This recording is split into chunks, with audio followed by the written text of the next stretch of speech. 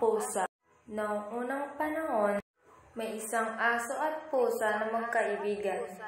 Sila ay nakatira sa isang maliit na bahay sa probinsya. Isang araw, may nakita silang isang malaking tinapay sa mesa. Ang aso ay sabik na sabik kainin ito, habang ang pusa naman ay gusto rin niyang kainin ito. Ako ang unang nakita nito. Pero ako ang mas mabilis kumain. At nag-away ang aso at pusa dahil sa tinapay, hanggang sa dumating ang may-ari.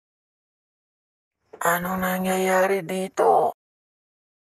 Kaya nung nakita niya na nag-aaway ang aso at pusa dahil sa tinapay ay hinati niya ito. Pero sa paghati, may isang piraso na mas malaki kesa sa isa. Pagkatapos hatiin ang tinapay ay ginigay naman niya sa kanyang mga alaga. Ayoko nito. Gusto ko yung malaki. Ayoko rin. Gusto ko rin yung malaki. Hanggang sa nag-away ulit ang aso at pusa sa tinapay. Hanggang sa makarating ang aso at pusa sa labas ng bahay. Habang nag-aaway ang aso at pusa, dumating naman ang isang gutom na uwak at tinangay ang tinapay.